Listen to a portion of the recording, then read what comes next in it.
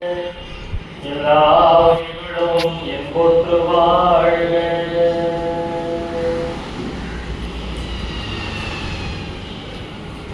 அனைவருக்கும் இனிய மாலை வணக்கம். சன்மார்க்கத்துக்கும் ஜூன் மாசத்துக்கும் என்ன தொடர்பு யாருக்கா தெரியுமா? இந்த ஜூன் மாசத்துக்கும் சன்மார்க்கத்துக்கும் என்ன தொடர்பு?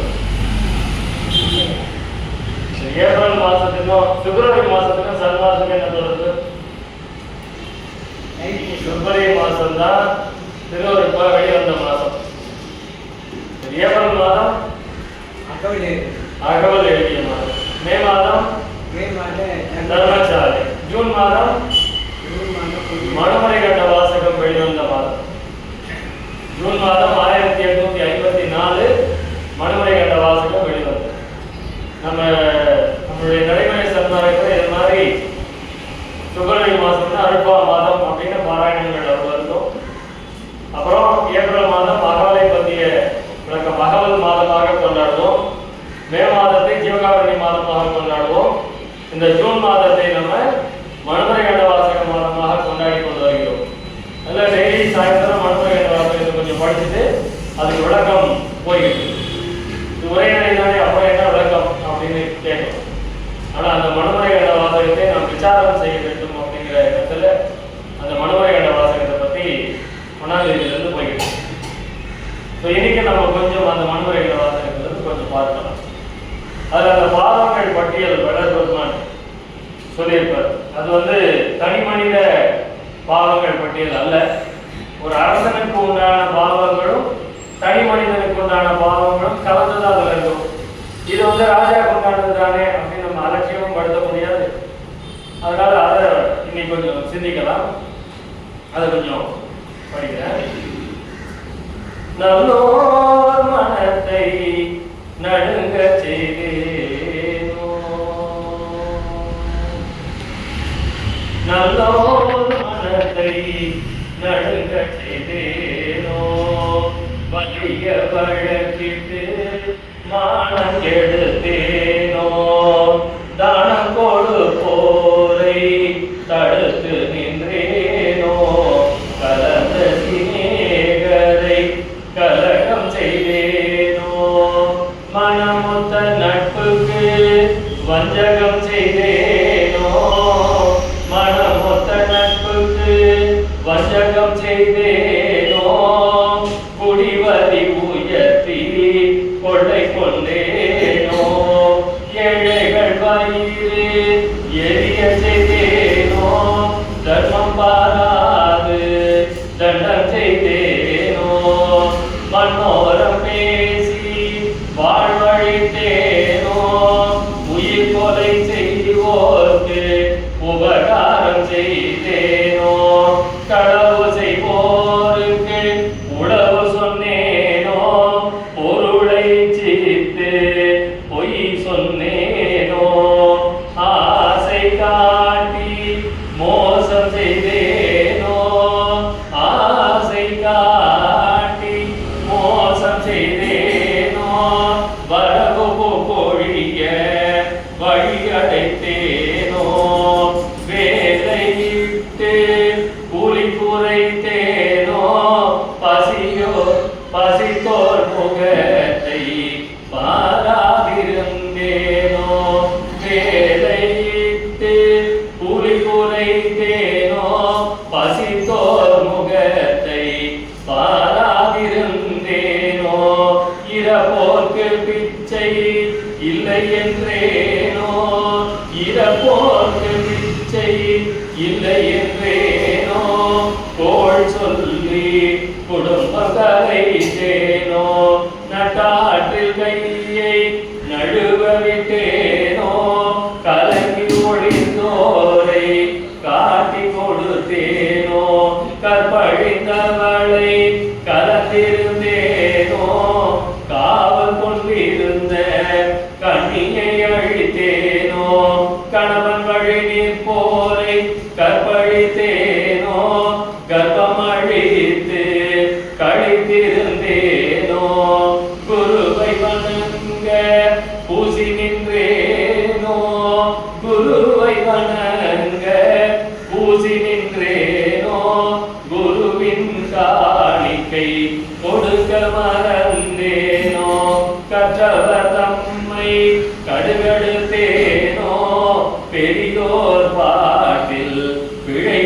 சொன்னேனோ பட்சியை கூந்தில் பதைக்க அடைத்தேனோ கன்றுக்கு பால் ஊட்டாது கட்டி வைத்தேனோ ஊன்சுவை உண்டு உடல் வளர்த்தேனோ கல்லும் நெல்லும் கலந்து விட்டேனோ அன்புடையவர்க்கு துன்பம் செய்தேனோ அன்புடையவர்க்கு துன்பம் செய்தேனோ குடிக்கின்ற நீருள்ள குளம் தூட்டேனோ வெயிலுக்கு ஒதுங்கும் விருட்சம் அழித்தேனோ பகை கொண்டு அயலோர் பயிரழித்தேனோ பொது மண்டபத்தை போயிடித்தேனோ ஆலய கதவை அடைத்து வைத்தேனோ சிவனடியாரை சிரி வைத்தேனோ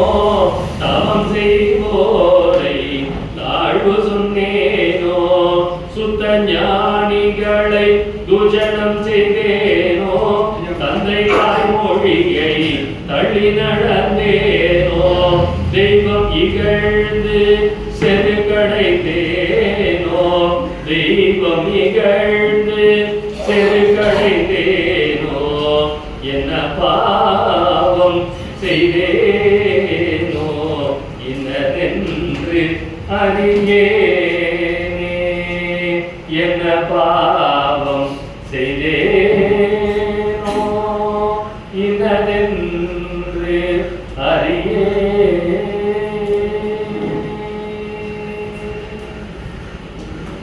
இப்படி அந்த பாவங்களை ஒரு பட்டியலிட்டு இந்த பிறப்பில் இல்லாவிட்டாலும் முற்பிறப்பிலே இப்படி ஏதாவது பாவங்கள் செய்திருந்தேனோ இந்த பிறப்பில் எந்த பாவமும் செய்யல, ஆனாலும் முந்தைய பிறவிகள்ல இதுல என்ன பாவம் செய்தேனோ தெரியலையே, என்ன பாவம் செய்தேனோ இன்னதென்று அறியேனே. அப்ப இத்தனை பாவங்கள் செய்வதற்கு நமக்கு வழிகள் இருக்கின்றன. இதுல எத்தனை பாவம் நம்ம செய்யறோம்னு கொஞ்சம் அப்படியே லிஸ்ட் போட்டு பார்க்கணும். நம்ம டாக்டர் அம்பேத்கர் அவர்கள் சட்ட புத்தகத்தை அவர்தான், அதுக்கப்புறமா இன்னும் புதிய குற்றங்கள் கண்டுபிடிக்கப்படவில்லை. அப்ப அவர் எவ்வளவு பெரிய அறிவாளி யோசிப்பார். அதுக்கப்புறமா குற்றம் இன்னும் வேற ஏதோ புதுசா குற்றம் கண்டுபிடிக்கல. அந்த அளவுக்கு எல்லா குற்றத்தையும் அவர் கற்பனை பண்ணி எழுதியிருக்கிறார்.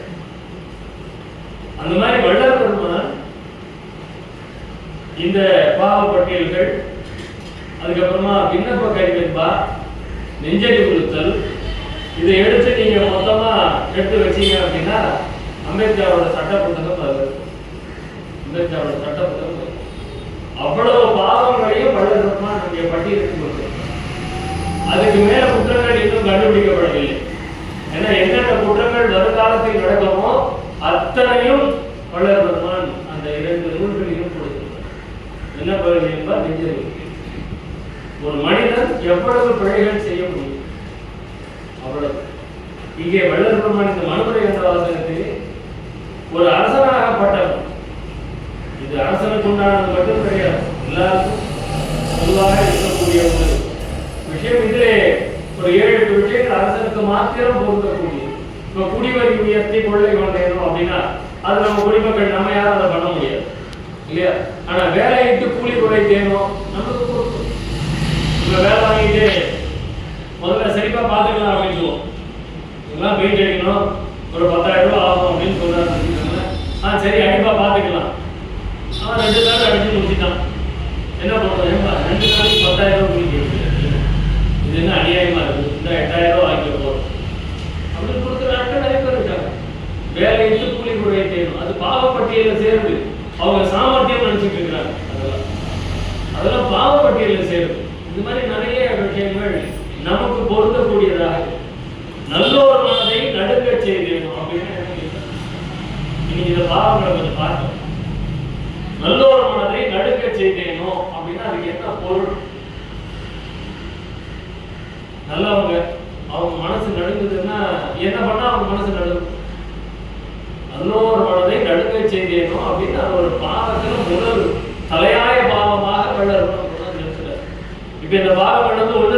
பாவம்னு பட்டியல் போட்டு இது உயர்ந்தது, கடைசியில் இருக்கிற பாவம் கம்மியான பாவம்ன்ற அர்த்தம் கிடையாது. நல்லோர் மனதை நடுங்க செய்தேனோ அப்படின்னா இதுக்கு பின்னாடி இருக்கக்கூடிய அத்தனை பாவங்களும் இதுல அடங்கும். இந்த ஒரு வரியில உலகத்திலே இருக்கக்கூடிய அத்தனை பாவங்களும் அதில் அடங்கும். திருடுறான் அப்படின்னா அவன் ஒருத்தருடைய பொருளை அபகரிக்கும் போது அவங்களுடைய மனநிலை எப்படி இருக்கு?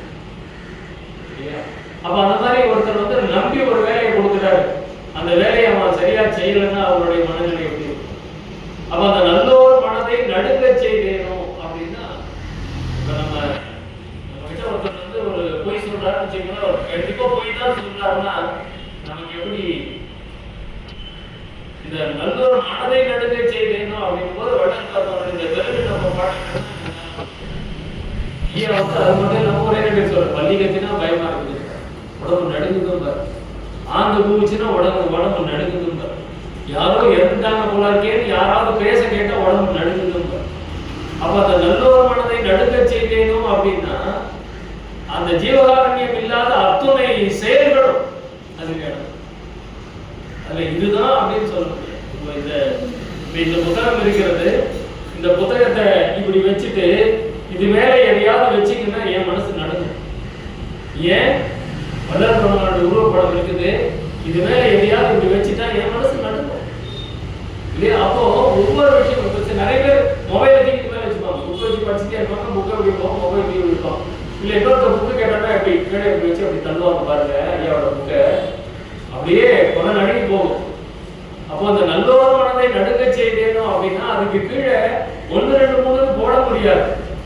அப்படிப்பட்ட அவ்வளவு பிழைகளும் அதிலே அப்ப அந்த பாவம் பண்ணிட்டேன்னா நான் இந்த வெளியில எல்லாத்தையும் ஏதோ ஒரு வெளியில நல்லவங்க மனசு நடுங்கிற மாதிரி நடந்துகிட்டணும் அப்படிங்கிற மாதிரி. இப்ப மனுமுறை வாசகத்திலேயே அந்த வீதி விலங்கனை வந்து காப்பாற்றுவதற்காக அந்த அரசர்கள் அமைச்சர்கள் வந்து சொல்லுவாங்க, எறும்புகள் அப்படி போய்கிட்டே இருக்கும், திடீர்னு அந்த எறும்பு வரிசையா போகக்கூடிய எறும்பு கொஞ்சம் கலைஞ்சி அப்படி இப்படி போச்சுன்னா வீதி விலங்க நடக்கிறத நிறுத்திடுவானா.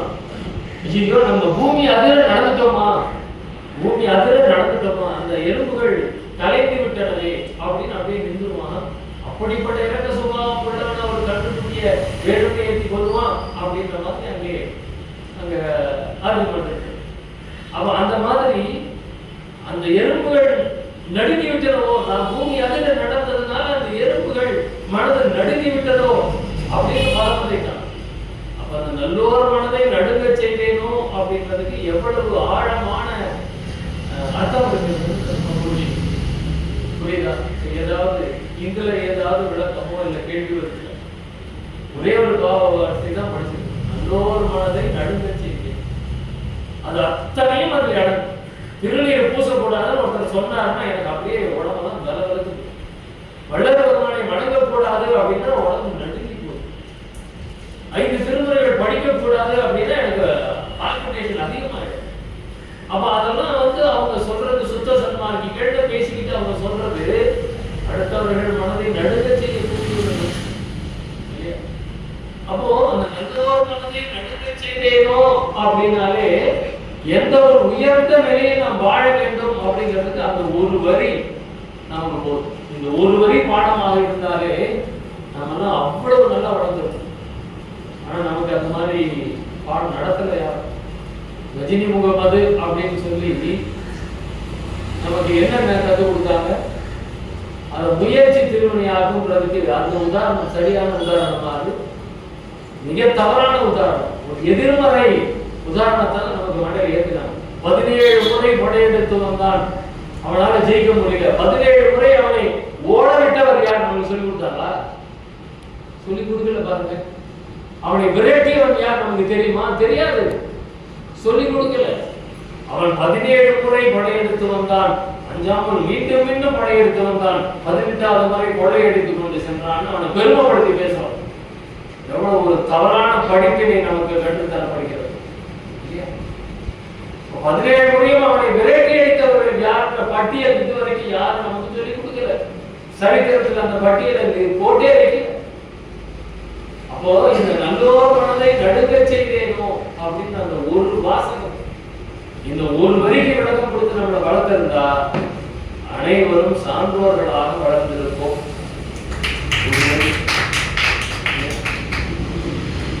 வலிய வழக்கிட்டு மானம் கெடுத்தேனும், வலிய வழக்கிட்டு மானம் கெடுத்தேனும். இது என்ன வலிய வழக்கிட்டு? உடனே நம்ம கோர்ட்டு வழக்குன்னா உடனே கோர்ட்டுக்குலாம் போயிடும், கோர்ட்டுக்குள்ளே வலிக்கிறோம். வலிய வழக்கிட்டு மானம் கெடுத்தேனும். என்னையா நீங்க சொற்பொழி பண்ணிருக்கீங்க? வளர்ந்தவர்கள் உருவ வழிபாடு கூடாதுன்னு சொன்னாரு, அவர் திரு சமயங்கள் எல்லாம் வேண்டாம்னு சொன்னாரு. இங்க என்ன நடக்குது அப்படின்னு வந்து இந்த இடத்துல ஒருத்தர் வலிய வந்து நம்மகிட்ட பிரச்சனை பண்ணாருன்னா அதை எப்படி நம்ம ஹேண்டில் பண்ணணும்? வலிய வழக்கிட்டு மானம் கெடுத்தேன். நான் உதாரணத்துக்கு நமக்கு தெரிஞ்ச விஷயமா நான் சொல்றேன். உதாரணத்துக்கு இப்போ அந்த மாதிரி வரும் பொழுது நாம் அவரை தூக்கி வீசி வெளியே எரிஞ்சிடலாமா, இல்லை அவருக்கு விளக்கம் கொடுக்கணுமா? விளக்கம் கொடுக்கணும், கண்டிப்பா விளக்கம் கொடுக்கணும். ஏன்னா அவருக்கு புரிதல், அந்த புரிதல் தான் அவர் அப்படி பேசுறாரு, கொஞ்சம் வேகமா பேசுறாரு. அதை தவிர்த்து அவர் வந்து என்னையா வள்ளல் உருவ வழிபாடு கூடாதுன்னு சொன்னாரு, நீங்க உருவ வழிபாடு பண்றீங்க அப்படின்னு கேட்கறது நியாயம். அப்படி கேட்கும் பொழுது என்ன பண்ணணும்? உருவ வழிபாடு கூடாதுன்னு வள்ளலார் எங்க சொல்லி இருக்கிறாரு, விளக்கம் கொடுங்க. நம்ம அடுத்த கேள்வி அவங்க வைக்கணும். உதாரணமே அந்த கேள்வி வச்சு அவங்கள்ட்ட பதில் கிடையாது, ஏற்று போயிடும், ஆட்டோமேட்டிக்கா வாய் கொடுப்போம். திருநீர் இடக்கூடாது வள்ளல் பெருமான் எங்கேயாவது சொல்லி இருக்கிறாரா? எடுத்துக்காட்டுக்கு நான் இப்படியே அழிச்சிடுறேன்னு சொல்லுவேன். திருநீர் இடக்கூடாது வள்ளல் பெருமான் எங்கேயாவது சொல்லி இருக்கிறாரா? எடுத்துக்காட்டு அருட்பாவிலோ உரைநடையிலோ. நீங்க வந்து அவரை எழுதி வைத்த நூல், ஓர்நடிகள் எழுதி வைத்த நூல், பிறகு கிருமானந்த வாரியார் எழுதி வைத்த நூல் அப்படிலாம் காட்டக்கூடாது. திருவருட்பு 6 திருமுறைகள் உரைநடை பகுதி, இதிலே வள்ளல் பெருமான் திருநீர் இடக்கூடாது என்று எங்காவது சொல்லி இருந்தால் நான் திருநீரை இப்பொழுதே அழித்து விடுகிறேன். அவங்க பதிலே சொல்றது. இதெல்லாம் நடந்தது நம்ம கருங்குழி சபையில, கடலூர் இங்கே இருக்கக்கூடிய கருங்குழி சபையில பெரிய வாக்குவாதம் தான் நடந்தது.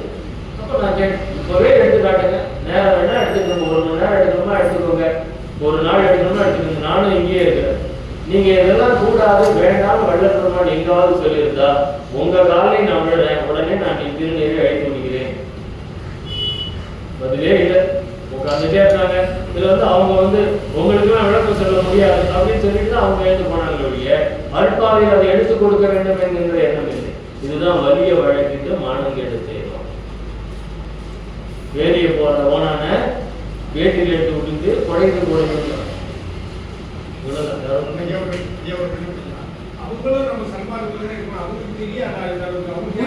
புரிதல் ஒன்று, தெரிதல் வேற புரிதல் வேற.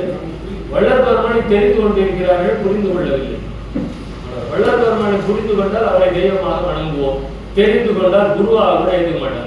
குருவை வணங்க பூசி நீந்தேனும் பாவத்தெல்லாம் படிக்கிறாங்க, ஆனா வள்ளல் பெருமானை வணங்க கூடாதும்பாங்க. வள்ளல் பெருமான் தான் குருன்னு சொல்லுவாங்க.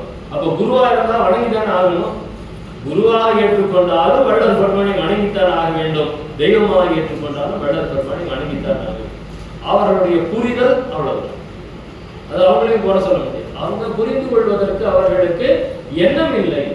எண்ணம் ஐயா சொல்லுவார், இந்த மாதிரி சொல்றேன், கேட்கறதுக்கு யாரும் திடசித்தம் செய்து கொள்ளவில்லை, கடைபிடிக்க மாட்டேன் என்று திடசித்தம் செய்து கொண்டிருக்கிறீர்கள். அப்படிதான் வள்ளல் சொல்லுவார். அதெல்லாம் வள்ளலார் சொல்றார், கடைபிடிக்க மாட்டேன் என்று திடசித்தம் செய்து கொண்டிருக்கிறீர்கள்.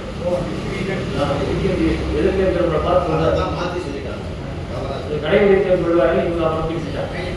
வள்ளல் பெருமான் நான் சொன்னது யாரும் கேட்கறதுக்கு தயாரா இல்லை அப்படின்றது. ஏன்னா வள்ளல் பெருமான் சொன்னதை ரத்தன மலையாளம் கல்யாண மலையாளம் கேட்கல, யாரும் கேட்கல. அவங்க எல்லாரும் வள்ளல் பெருமானோடு இருந்தால் நமக்கு ஏதாவது பலன் கிடைக்குமா, நம்ம ஏதாவது சித்துக்களை தெரிந்து கொள்ளலாமா அப்படிங்கிறதான் கூட இருந்தாங்க ஒழிய வள்ளல் பெருமான் என்ன கடைபிடிக்கிறார், நாம் எதை கடைபிடிக்கலாம் அப்படின்ற மாதிரி ஆகும். அப்ப இங்கே இந்த மதிய வழக்கிட்டு மானம் கெடுத்தேனும், இதுக்கு இன்னொரு அற்புதமான உதாரணம் நம்ம ஆறுமுகநாதர். வலிய வழக்கிட்டு மானம் கெடுத்தேனுங்கிறது அவருக்கு அப்படியே 100% பொருந்தும். அவர் என்ன வழக்கு போறாரு? அருட்பா என்று சொன்னால் அது அந்த திருமுறைகள் மாத்திரம் தான். இது வள்ளல் பெருமான் பாடிய பாடல்களை இது ஒரு பாடல் தொகுப்பு என்று சொல்லலாம். இதை திருவருட்பா என்று சொல்லுதல் தவறு அப்படின்னு அவர் வந்து வழக்கு போறார். அது எல்லாம் வழக்கெல்லாம் போட்டாச்சு. வள்ளல் பெருமான் நீதிமன்றத்துக்கு வராது, எல்லாரும் வந்து உட்கார்ந்துருக்காங்க. வள்ளல் பெருமான் கூப்பிடுறாங்க. வள்ளல் பெருமான் வந்து ஆறுமுகனாவில் இங்கே எழுந்து நிற்கிறார், கை கட்டி வாய் பொருத்தி எழுந்து நிற்கிறார். நீதிபதி என்ன சொன்னாரு? என்னன்னா நீங்களே வழக்கு கொடுத்துட்டு நீங்களே அவருக்கு இவ்வளவு மரியாதை செஞ்சு எழுந்து நிற்கிறீங்களே, இல்ல அவர் வந்து வணக்கத்திற்குரியவர், அவர் இந்த வழக்கை தள்ளுபடி செய்கிறேன், தள்ளுபடி பண்ணுவார், முடிஞ்சு போச்சு. அப்போ வலிய வழக்கிட்டு மாணவர்கள் எடுத்தேனும், இதுதான் ஆறுமுக நாவலர் மனு. அவர் நம்மளுக்கு நிறைய நல்லது பண்ணியிருக்கிறார். ஆறுமுக நாவலர்னால நிறைய அல்பாவுடைய சிந்தனைகள் கருத்துகள் நிறைய வெளிவந்தது. ஆறுமுக நாவலர் சிவாச்சாரியார் ரெண்டு பேரும் சன்மார்க்க துரோகிகள்னு சொல்லுவாங்க. இல்ல, சிவாச்சாரியாரால் தான் ஞான சபை முதலே புதுப்பிக்கப்பட்டது சிவாச்சாரியாரால். அவர் கொஞ்சம் ஆர்வம் போடாரு, உள்ள கொண்டு போய் சிவலிங்கத்தெல்லாம் வச்சு அவர் நிறைய வேலை பண்ண ஆரம்பிச்சிட்டார். ஆனா அவர் இருந்ததுனாலதான் ஞான சபை கொஞ்சம் நிலை பெற்றதுன்னே சொல்லலாம். அவர் தான் முதல் ஞான சபையை ரொம்ப சேதம் அடைஞ்ச ஞான சபையை தூக்கி நிறுத்தினது சிவாச்சாரியர். அவருக்கு நன்றி கடன் பட்டே தீர்வு. அதுக்கப்புறமா நம்ம வாரியார் சுவாமி, அதுக்கப்புறமா இப்பதான் இவங்கெல்லாம் நவீன விஷயங்கள்ல ஈஸ்வரன் பண்ணிட்டு இருக்காங்க. இதுக்கு முன்னாடி அவங்க ரெண்டு பேர். அந்த மாதிரி நீங்க வலிய வழக்கிட்டு மானம் எடுத்து இப்போ ஒரு வழக்கு போய்கிட்டே தானே இருக்குது. பெருவெளியில கட்டக்கூடாது, இல்லைன்னா கட்டியே தீர்வு. ஏன்பா அங்கதான் கட்டணும்னு அடம்பிடிக்கிறேன்னா பதிலே. அதுக்கு ஒரு சரியான காரணம் இன்னும் அரசு தரப்பில் தெரிவிக்கப்படவே இல்லை. வீம்புக்கு அங்கதான் கட்டுவேன் அப்படின்னு இது வலிய வழக்கிட்டு மானம் எடுத்து, அது அவங்களுடைய மானம் தான் போகும் இந்த வழக்கினார் இல்லையா? அந்த மாதிரி. அடுத்தது தானம் கொடுப்போரை தடுத்து நின்றேன். தானம் கொடுப்போரை டெய்லி உட்காந்து வேற எல்லாம் அழகா கம்முன்னு வந்த படத்துல சாப்பிடமா தூங்கினோமா, ஏதோ மாசத்துக்கு ஒரு நாள் பூசத்துக்கு போறியா, அதோட பொங்கி போட்டு போறத விட்டுட்டு என்னையா அப்படி வந்து யாராவது சொன்னா அவங்களுக்கு எப்பேற்பட்ட பாவம் செய்யும். அவ்வளவு பெரிய பாவம் முதலே அடைந்து தானம் கொடுப்போரை தடுத்து நிற்கிறது. ஜீவாரண்ய சொல்வார், தந்தை தடுத்தாலும், தாய் தடுத்தாலும், குரு தடுத்தாலும், மனைவி தடுத்தாலும், கணவன் தடுத்தாலும், அரசன் தடுத்தாலும், ஏன் ஆண்டவனே தடுத்தாலும் அந்த தானம் கொடுப்பதை நிறுத்தக்கூடாது. ஆண்டவனே தடுத்தாலும் நாயன்மார்கள் கதையெல்லாம் படிச்சு பார்த்தோம்னா அதெல்லாம் விளங்கணும். ஆண்டவனே தடுத்தாலும், ஆண்டவனே மாறு எழுத்துல வந்து அந்த நாயன்மார் அந்த கொள்கையிலிருந்து விலகும்படி அவ்வளவு வற்புறுத்துவாங்க. ஆனா அவர்கள் என் உயிரே போனாலும் நான் இதிலிருந்து பிசக மாட்டேன், அதுதான் நாயன்மார்கள். அந்த மாதிரி இங்கே யார் வந்து தடுத்தாலும் அந்த தானம் கொடுப்பது நிறுத்தணும். நிறைய பேர் நமக்கு இன்னும் அதை தடுத்துட்டு தான் இருக்கிறாங்க. நீங்க தான் பிச்சைக்காரங்களை வளர்க்குறீங்க, நீங்க தான் சோம்பேறிகளை உருவாக்குகிறீர்கள் அப்படின்னா நமக்கு நிறைய பட்டங்கள் கொடுப்போம். உருவாக்கி போட்டு பரவாயில்ல, ஒன்றும் பண்ண முடியாது. நமக்கு வல்லபெருமான் என்ன சொல்லி கொடுத்தார்? ஈ என்று நான் ஒருவரிடம் நின்று கேளாத இயல்பும் என்னிடம் ஒருவர் ஈது இடுகின்ற போது அவருக்கு இறை என்று சொல்லாமல் இடுகின்ற திறம். இதுதான் வள்ளலார் நமக்கு சொல்லி கொடுத்தார். அவன் அதை எடுத்துட்டு போய் தண்ணி அடிக்கிறானோ, அல்ல மாமிசம் சாப்பிட்றானோ, சிகரெட் குடிக்கிறானோ, அதை பற்றி தான் எனக்கு கவலை. கையெழுத்தான் நான் கொடுத்தேன், அதோட என் வேலை முடிஞ்சது. அதை அவன் என்ன செய்கிறான் அப்படிங்கிற வேலை எனக்கு இல்லை, அது ஆண்டவனுடைய வேலை. அதனால அதோட நம்ம வேலை நின்று போச்சு இல்லையா? அதனால தானம் கொடுப்போரை தடுப்பது என்பது பாவத்திலே மிகப்பெரிய பாவம். அவன் கொடுக்குறான கொடுத்துட்டு போறோம், அதை விட்டு இங்க இல்லாத வியாக்கியானெல்லாம் பண்ண வேண்டியது இல்லையா? அதுல வேற இன்னும் நான் சன்னாரத்தில் கூட நம்ம கூட வந்து ஆதரவற்றவர்களுக்கு கொடுப்பது தான் ஜீவகாரணம். கரெக்டு தான். அவங்களை தேடி போய் கொடுக்கணும் ஐயா, முடியல. 100 பேருக்கு சாப்பாடு கொடுக்குறோம், அதில் ஒரு 10 பேராவது ஆதரவற்றவர்கள் வாங்கி சாப்பிடுவாங்க. மீதி 90 பேர் முடியா, அந்த 10 பேர் சாப்பிட்றாங்க, அது போதும், அவ்வளோதான். மீதி 90 பேர் போட்டுக்கும். எவ்வளோ மழை பெய்யுது, அதில் வந்து எத்தனை பேர் பலன் அடைகிறார்கள்? அதாவது நல்லவர் ஒருவர் உடனே அவர் பொருட்டு பெய்யுமா மழை. அப்ப மற்றவங்க அதை அனுபவிச்சுட்டு தானே போறான், அனுபவிச்சுட்டு போட்டோம் இல்லையா? அந்த மாதிரி நம்ம அன்னதானம் பண்ணும்போது அது ஆதரவற்றவர்கள் மட்டுமில்ல, ஆதரவு எல்லாம் நல்ல வசதியானவர்கள் கூட வாங்கிட்டு போவாங்க. ஆனா அவங்களே என்ன நினைப்போட வாங்கிட்டு போறாங்கன்றாங்க, இது ஒரு பிரசாதம் அப்படின்னு வாங்கிட்டு போறாங்க இல்லையா? அப்பொழுது அந்த ஜீவகாரணத்தின் பயன் முழுமையாக நமக்கு. அதனால தானம் கொடுப்போரை எந்த காரணத்தை கொண்டும் தடுத்து நிறுத்தக்கூடாது. அவன் நல்லா தானே இருக்கிறான், அவன் உழைச்சி சாப்பிடணும், அது நம்மளுடைய வேலையே கிடையாது. கையை நீட்டினா கொடுத்து அவ்வளவுதான் நம்ம வேலை. அதனால எந்த காரணத்தை கொண்டும் யார் தடுத்தாலும் நம்ம தானம் கொடுக்கணும்னு நினைச்சிட்டோம்னா அது கொடுத்தே செய்யணும். கலந்த சிநேகிதரை கலகம் செய்தேன். இது ஏதாவது ராஜாவுக்கு மட்டும் உண்டானதா? நம்ம எல்லாருக்கும் போதிட்டு தானே இருக்குது. அதனால இது ரொம்ப வடபெருமானுக்கு ரொம்ப அற்புதமான உணவை கையாளிப்பார். எப்படியாவது மக்களுக்காக இதை தெரிஞ்சிடக்கூடாது. கலந்த சிநேகிதரை கலகம் செய்தேன். இதெல்லாம் ஸ்கூல் பிள்ளைகிட்ட இதெல்லாம் வந்து சரி. கலந்த சிநேகிதரை கலகம் செய்தேன் போட முடியும். அவங்க அந்த நல்ல நட்போட இருந்தாங்கன்னா அடுத்த ஒரு காலம் இன்னும் நம்ம கிட்ட பேசவே மாட்டேங்க. எப்போ அவனையே சுற்றிக்கிறான். ஏதாவது பண்ணி அவங்க 2 பேரையும் பிரிக்கணும். இதுதான் அவன் குழப்பம். ஒரு வருஷம் போல பாடத்தை கிடைக்காம இந்த வேலையை தான் பார்த்துருப்பான். அவன் 2 பேரும் பாஸ் பண்ணிட்டு போயிட்டு இருப்பான். இவங்க உட்காந்துருப்பான் வீட்டில். யாரும் கலகம் பண்ணானா வீட்டிலேயே உட்காந்துருப்பான். ஏன்னா அவனுக்கு என்ன பாடத்திலே இல்லை. அந்த மாதிரி கலந்த சிநேகிதரை கலகம் செய்து இதெல்லாம் பாவத்தை கொண்டுவார். இதெல்லாம் விளையாட்டுத்தனமா நம்ம பண்ற விஷயங்கள். விளையாட்டுத்தனமா பண்றது. இந்த மாமியார் சேர்ந்துட்டாங்க அப்படின்னா இந்த கலந்த சிநேகம் இல்லை. மாமியார் மருமகள் சண்டை எப்படி உருவாகுதுன்னா ஒரு மாமியார் இன்னொரு மாமியாருக்கு கொடுக்குற அட்வைஸ், ஒரு மருமகள் இன்னொரு மருமகளுக்கு கொடுக்குற அட்வைஸ். இவங்க அனுபவங்களை பகிர்ந்து கொள்ளணும் அப்படின்னு சொல்லிட்டு 2 பேர் வாழ்க்கையும் குடிச்சவராயிக்கிறோம். அந்த மாதிரி ஒரு விஷயம். கலந்த சிநேகரை கலகம் செய்தேன். அடுத்தது மனமொத்த நட்புக்கு வஞ்சகம் செய்தேனும். இது 2க்கும் என்ன வித்தியாசம்? கலந்த சிநேகரை கலகம் செய்தேனும், மனமொத்த நட்புக்கு வஞ்சகம் செய்தேனும். என்ன வித்தியாசம் இது 2க்கும்? என்ன வித்தியாசம் சொல்லுங்க. கலந்த சிநேகிதரை கலகம் செய்தேனும், மனமொத்த நட்புக்கு வஞ்சகம் செய்தேன்.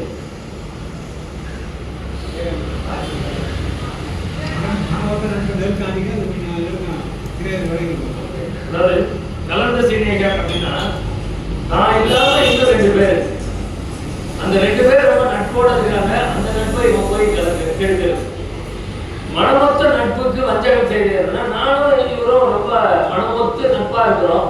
ஆனா ஒரு காலகட்டத்தில் இவருக்கு நான் வந்து துரோகம் பண்ணிட்டு போறேன்.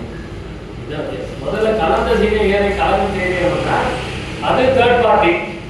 இன்னும் 2 பேர் நட்பா இருக்காங்க, அதை போய் உடைக்கிறது. மனமொத்த நட்புக்கு வஞ்சகம் செய்ததுன்னா நாம யாரும் நம்ம 2 பேர் நட்பா இருக்கும்போது அந்த நட்பு கொண்டவருக்கு வஞ்சகம் செய்யணும். ரொம்ப நம்பிக்கையோட தான் இருப்பான் அந்த நண்பன். இவன் நண்பனாச்சே, நமக்கு எந்த துரோகமும் பண்ண மாட்டான் அப்படின்னு ஒருத்தர் இருப்பாங்க. ஆனா ஒரு காலகட்டத்தில் ஏதோ ஒரு காரணத்தினால அந்த நட்புக்கு வஞ்சகம் செய்யும். அவனுக்கு ஏதாவது துரோகம் செய்யும். அதுதான் மனமொத்த நட்புக்கு வஞ்சகம் செய்யுது. இது டைரக்ட், தானே செய்யக்கூடிய. நம்ம ரொம்ப நட்போட இருக்கிறவங்க, அது நட்புக்கு உதாரணம் எல்லாருமே எல்லாம் சொல்லுவோம். உடுக்கு இழந்தாலும் நெய் போல அங்கே இடுக்கன் தலைவன். ஒண்ணுமே இல்லைங்க. கொண்டாட்டி புருஷன் அப்பா அம்மா விட நம்ம பாக்கெட்ல கை விடுறது நண்பன் தான். நண்பன் பாக்கெட்லாம் அதே வச்சா எவ்வளோடா வச்சிருக்க அப்படின்னு அவன் பர்சன் வந்து நேரா பைசா எடுத்துட்டு போகக்கூடிய ஒரு உரிமை அந்த நட்புக்கு தான். அம்மா கிட்ட அப்பா கிட்டலாம் கூட அவ்வளவு உரிமையோட எடுக்க மாட்டான். ஆனா நண்பன் அப்படின்னா அவ்வளவு உரிமை நண்பன். எல்லா உண்மைகளும் நண்பனுக்கு தான் தெரியும். தாய் தந்தை சிநேகிதர் யாருக்கும் தெரியாது. ஒருத்தனை பத்தி நம்ம தெரிஞ்சுக்கணும்னா அதான் சொல்லுவான், உன்னுடைய நண்பனை சொல், உன்னை பற்றி சொல்லியிருக்கிறேன் இல்லையா? அந்த நண்பனை பார்த்தா தெரிஞ்சிடும் இன்னும் எப்படிப்பட்ட அப்படின்னு. அந்த அளவுக்கு நட்பு அப்படின்னா அவ்வளவு உயர்ந்தது. அதனால்தான் எவ்வளவு வந்து அடியனாக்கி பிள்ளையாக்கி நேயனாக்கியே அடிகளாக்கி கொண்டாய். அந்த நட்பு அப்படின்னா ஆண்டவன் கிட்ட கூட அடிமையா இருக்கிறது, தந்தை பிள்ளையா இருக்கிறது, அடுத்தது நட்பா இருக்கிறது, அப்புறம் தான் வேறு நீ வேறு இல்லை என்று இருக்கும். அந்த நட்பா இருக்கிறது வந்து ரொம்ப உயர்ந்த நிலையில் சொல்லுவோம். அந்த மாதிரி மனமொத்த நட்புக்கு வஞ்சகம் செய்து அவ்வளவு நட்புரிமையோடு இருக்கக்கூடியவனுக்கு நம்ம வந்து துரோகம் பண்ணலாம். அதை அப்படிப்பட்ட ஒரு பாவமாக இங்கே வளர்த்தோம் எடுத்து சொல்லுகிறார். அடுத்தது குடிவரி உயர்த்தி கொள்ளை கொண்டு ஏறும். இது மன்னருக்கு உரித்தான். அப்ப இதுவரைக்கும் சொன்னதுன்னா அனைவருக்கும் உரித்தான். இங்கே குடிவரி உயர்த்தி கொள்ளை கொண்டு ஏறும். இப்ப இருக்கக்கூடிய அரசாங்கத்தால என்ன சொல்றது? எலக்ட்ரிசிட்டி பில் வந்து அது ஏறிக்கிட்டே தான் போகுது. அது என்னென்னமோ தந்திரம் பண்ணி அதை இன்னும் கூட ஏற்றிக்கிட்டே தான் இருக்கிறாங்க. அது ஏன்னாப்பா நம்ம கரண்ட் கண்டுபிடிச்சோன்னு இருக்கு. அப்படி இருக்குது எலக்ட்ரிசிட்டி. குடிவரி உயர்த்தி கொள்ளை கொண்டு ஒண்ணுமே இல்லைங்க.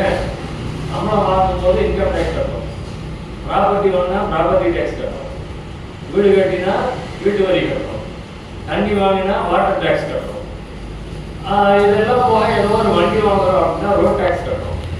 எல்லாத்தையும் கட்டிட்டு அதுக்கப்புறமா டோல்கேட்டுக்கு டோல் ஃப்ரீ கட்டணும். அப்போ எத்தனை விதத்தில் நமக்கு வரி நம்ம தலையில் சுமத்தப்படுகிறதுன்னு பார்த்தோம்.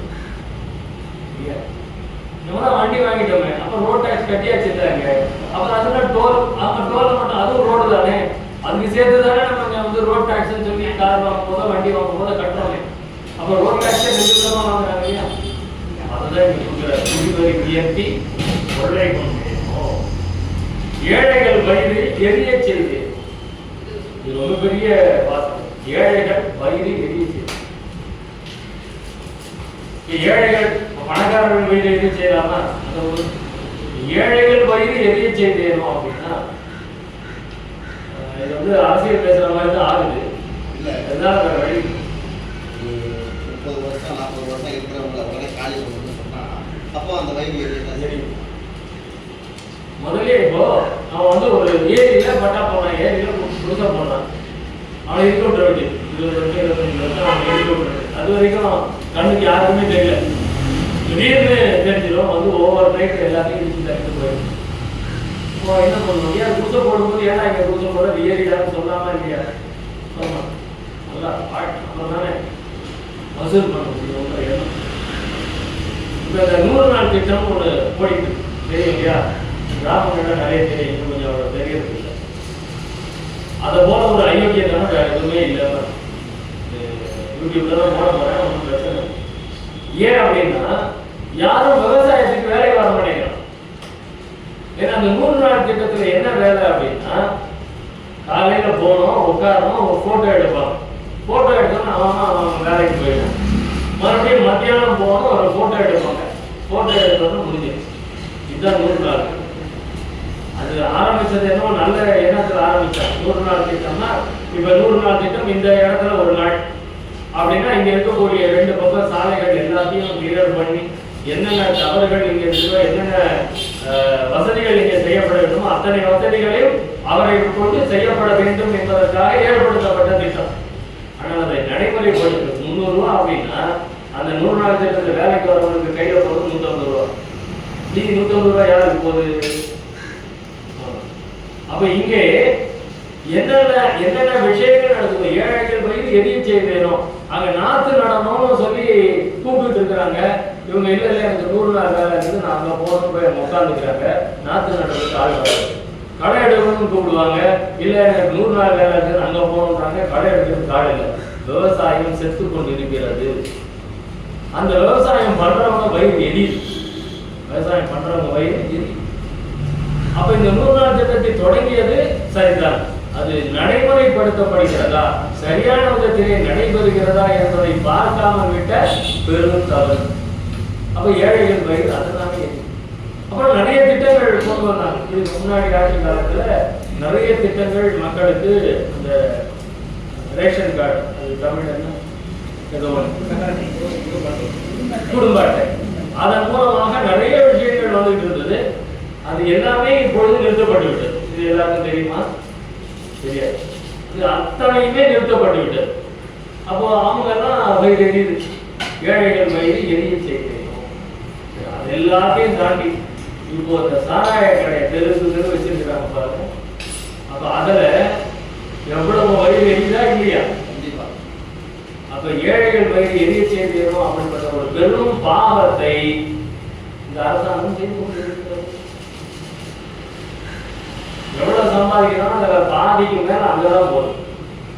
மறுபடியும் அரசாங்கத்தை வாங்கி அவ்வளவு அரசாங்கம் கொடுத்து அந்த சம்பளத்தை வேற விதமா வாங்கி, அப்போ இதெல்லாம் வந்து அந்த ஏழைகள் பயிர் எரிய செய்யணும். அந்த பாவத்தை வந்து இது அது மட்டும் கிடையாது. நம்ம வீட்டுல வேலைக்கு வராங்க, அவங்க வசதி இல்லாததுனால நம்ம வீட்டுல வேலைக்கு வராங்க. அவங்க கிட்ட என்ன இஷ்டத்துக்கு வேலை வாங்குறது, அவங்க எப்படி நம்ம நடத்துறது, யாராவது அன்பான வேலைக்காரங்களை நடத்திருக்கிறாங்கன்னு யோசிச்சு பாருங்க. 1-2 பேர் கடலை விடக்கூடிய அளவுக்கு தான் இருக்கும். மற்றவங்களாம் அவர்களை என்னமோ அடிமைத்தனமாக நடத்துவது. ஒரு நாள் அவங்க வேலைக்கு வரல அப்படின்னா அடுத்த நாள் முடிஞ்சு போச்சு. என்ன நினைச்சிட்டு இருக்கிறேன், இங்க யார் இந்த வேலை என்ன செய்யுது, அது ஏதோ ஒரு நாள் வைக்க வழி ஜோரான லீவ் போட்டுருக்கோம். அடுத்த நாள் அந்த அம்மா அம்மா வாங்குற பாட்டுக்கு அழகு. அப்படிதான் இப்பொழுது. அப்ப அதெல்லாமே ஏழைகள் வயிறு எரிய செய்து. இது நமக்கு தெரியவில்லை. இந்த பாவத்தை நம்ம பண்றோம் அப்படின்னு தெரியாம இந்த மாதிரி பாவங்கள் எல்லாம் நிறைய பண்ணிக்கிட்டே வரும். தர்மம் பாராது தண்டம் செய்தேனோ, தர்மம் பாராது தண்டம் செய்தேன். தண்ட செலவு செய்யாத நம்ம சொல்லுவாங்க இல்லையா, தண்ட செலவு. தர்மம் பாராது தண்டம் செய்தேன். அதுல தர்மம் பாராது, இது தர்மமா, இது நியாயமா, இது தர்மமா, இது அடுக்கமா கேள்விப்பட்டிருக்கிறோம். அப்போ அந்த தர்மத்தை நோக்காது தண்டம் செய்வது. ஒண்ணு இல்லை, நான் தர்மனையே உதாரணத்துக்கு கொடுக்கும். அவங்க ரிஷிகள் எல்லாம் யாகம் செய்யறதுக்கு எல்லா கட்டையும் நனைஞ்சு போச்சு அப்படின்னு யாகம் செய்யறது கட்டை கேட்கறாங்க. இவர் மழையில நினைச்சிட்டு இந்த சந்தன கட்டையெல்லாம் வெட்டி கொடுக்குறாரு. அதுல அவங்க போய் யாகம் செய்ய முடியுமா? அப்ப தர்மம் பாராது தண்டம் செய்தாரு. அந்த சந்தன மரத்தெல்லாம் வெட்டினது பெரிய தண்டம். அதனால எந்த பிரயோஜனமும் இல்லை. கர்ணனை கேட்கிறான், கர்ணன் அரண்மனையில் இருக்கக்கூடிய ஜன்னெல்லாம் வெட்டி கொடுக்குறான். ஏன்னா அரண்மனையில் இருக்கிறதா மழையில நினைவு அதை வெட்டி கொடுக்குறான். அதை எடுத்துட்டு போயிட்டு அவங்க யாகம் இருக்கிறான். அப்போ இங்க தர்மனே தர்மம் பாராது தண்டம் செய்தான். அவ்வளவு சட்டம் மாற்றி வெட்டினது தண்டம், தேவையில்லாத ஒரு காரியம். அப்போ அதனுடைய பலன்களை நோக்காமல் செய்யக்கூடிய தர்மம் பாராது தண்டம் செய்தேன். மண்ணோரம் பேசி வாழ்வழித்தேனும், மண்ணோரம் பேசி வாழ்வழித்தேனும். நம்ம இங்கெல்லாம் சிசிடிவி கேமரா வச்சுக்கிறோம். இந்த கிராமங்கள்லாம் சிசிடிவி கேமரா தெரியுங்களா? ஒரு 3 பேருங்க உட்காந்து பேசிட்டு இருந்தாங்கன்னா சிசிடிவி கேமரா. அந்த ஊர்ல என்ன நடக்குது, யார் வெளியே போறா, யார் உள்ள வரா, யார் வீட்டுக்கு யார் வந்திருக்கிறா, என்னெல்லாம் அந்த வீட்டுல நடக்குது அப்படின்னு மொத்தமும் அவங்களுக்கு கத்துப்படி. அவங்க குழப்பே அதான். இப்படியே உட்காந்து விட இல்லை டீ கடை பெஞ்சு, ஒரு திண்ணையை உட்காந்துருப்போம், இல்லை டீ கடை பெஞ்சில் உட்காந்துருப்போம். அப்படியே பொம்பளையோ பாட்டியோ தாத்தாவோ அவங்க தான் அந்த ஊருக்கே சிசிடிவி. அப்படிதான் இருக்கும். மண்ணோரம் பேசி வாழ்வழித்தேனும். இதை விளையாட்டா சொல்லுவான். ஒருத்தர் வந்துட்டு ஒருத்தர் பேரை சொல்லி அவன் எங்கப்பா இருக்கிறான் அப்படின்னு கேட்டான். என்ன விஷயம் சொல்லுங்க. அவன் என் நண்பன் தான். இல்ல அவனை பொண்ணு பார்க்கறதுக்கு, என் பொண்ணுக்கு அவனை பார்க்க பேசுறதுக்கு வந்திருக்கிறோம். அவன் எப்படிப்பட்டவன் தெரிஞ்சுக்கிறதுக்காக கேட்டேன். இவன் அவனை பத்தி அண்ணா அப்படின்னா பேசுறான். அவன் அவனைய மாப்பிள்ளையா இருக்கிறது அப்படிங்கிற லெவல்ல இவன் அவனை பத்தி அவ்வளவு பேசுறான். எல்லாத்தையும் அப்படியெல்லாம் பேசின உடனே இவன் அந்த மாப்பிள்ளைய பார்க்க வந்தாலும் எனக்கு இப்படி சொன்ன ஓடுற ஏன் அப்படி அடிக்கிற இல்ல, நான் வர வழியிலேயே யார பார்க்கணும் அவனை பத்தி கேட்டேன். அவன் இங்க அமிச்சான். உன்னதாண்டா என் பொண்ணுக்கு பார்க்க வந்தேன், உன்னதாண்டா என் பொண்ணுக்கு பார்க்க வந்தேன். நீ இப்படி ஒருத்தனை பத்தி உன் நண்பனை பத்தி இவ்வளவு பேசுறியே, உனக்கு போய் பொண்ணு கொடுக்க முடியுமான்னு திரும்பி போயிட்டான். அதான் மண்ணோரம் பேசி வாழ்வழி தேரும். அவன் வாழ்க்கையை அழைக்கலான்னு பார்த்துட்டு இருந்தான். அவன் வாழ்க்கை என்ன ஆச்சு? இவன் வாழ்க்கை போச்சு. அந்த மாதிரி வம்பு பேசி ஒருத்தரை பற்றி இல்லாதது பொல்லாததை எல்லாம் பேசி அவருடைய வாழ்க்கையை அழிக்கக்கூடிய நிலத்த பேச மண்ணோரம் பேசி வாழ்வழி தேரும். உயிர்கொலை செய்வோருக்கு உபகாரம் செய்தேன். இதை படிக்கும் போதெல்லாம் இந்த லிஸ்ட் நான் இருக்கேன்னா எனக்கு தோணும். உயிர்கொலை செய்வோருக்கு உபகாரம் செய்தேன். நம்ம நேரடியாக அந்த மாதிரி யாரையும் உபகாரம் பண்றது இல்லை. உயிர்கொலை பண்றவங்களுக்கு போய் ஏதாவது உபகாரம் பண்றோமா? ஆனா மறைமுகமாக நம்ம நிறைய உபகாரம் பண்ணிட்டு தான் இருக்கோம். என்ன உபகாரம்? உயிர்கொலை செய்பவர்கள் யாரு? உயிர்கொலை செய்பவர்கள் யாரு? புலால் வந்தவர்கள் எல்லாம் உயிர்கொலை செய்பவர்கள் தான். அவங்களோட எவ்வளவு நட்புரிமை பாராட்டி சரியா? அவங்களுக்கு ஏதாவது ஹெல்ப் பண்றோமா இல்லையா? பண்றோம் தானே. அப்போ உயிர்கொலை செய்வோருக்கு உபகாரம் செய்வதுன்னா உபகாரம் செய்வது பாவம் தானே. உயிர்கொலை செய்பவர்களுக்கு உபகாரம் செய்வது பாவம் அப்படிங்கிறத நம்ம அந்த பாவத்தை செஞ்சுட்டு தானே இருக்கிறோம். நம்ம உயிர்கொலை செய்வோம்னா உடனே மட்டன் கடை வச்சிருக்கிறோம் தான். எவ்வளவு பேர் அவருக்கு மனசுல கூப்பிடுவாங்க அப்படின்னு தான் என்ன சொல்லுங்க நானும் அப்போ இதெல்லாம் வந்து நான் சும்மா கோயில் போகிறேன் அவங்க ஐயா வள்ளலாருடைய வாசகத்துக்கு நம்ம மரியாதை கொடுத்தா இருந்தா இந்த அன்னதானம் பண்ண சொல்றாருல்ல இங்க வேறு மாதிரியான உபகாரங்கள் அன்னதானம் பண்ணதை பத்தி இல்ல அதுதான் சொல்லிட்டாரு ஐயா பசி தவிர்த்தால் மாத்திரமே குறிகன்னு சொன்னார் பாருங்க அவங்க உயிர்கொலை பண்றவங்களா இருந்தாலும் சரி புறாணங்களா இருந்தாலும் சரி அதை பத்தி கஷ்டம் பண்ணாத அவங்களுக்கு பசி தவிர்த்தல் பண்ணுங்க ஆனால் பசி தவிர்த்தல் மாத்திரமே புரிய பண்புரையில் அவங்களுக்கு நல்ல கூட எடுத்து சொல்லாதே பண்புரையில் என்ன நன்புதவேல் அது உனக்கு பயன் தராது நன்புதவேல் அவ்வளவு தீர்மானமா சொல்றாரு ஆனா நாம என்ன பண்றோம் இல்ல அவங்க எல்லாம் சன்மார்க்கத்துக்கு வந்து அதுக்கப்புறமா திருந்துவாங்க அவங்க சன்மார்க்கத்துக்கு வந்து திருந்துட்டோம் ஆனா அவங்க நமக்கு எதுவும் அவங்களுக்கு சொல்லி புரிய வைக்க வேண்டிய அவசியம் இல்லை நாம ஆனா அதை ஏத்துக்கிறது இல்லை நம்ம வந்து அவங்களுக்கு சொன்னாதான் அவங்க திருந்துவாங்க அப்படியெல்லாம் நம்ம வியாக்கியானம் பேசிட்டு இருக்கோம் ஆனா வள்ளலார் மொழியில அவங்களுக்கு எதையும் நல்லதை எடுத்து சொல்லாதே அப்படின்னு நல்லதை எடுத்து சொல்லாது இப்போ உயிர்கொலை செய்வோருக்கு உபகாரம் செய்ய சாப்பாடு மட்டும் போடு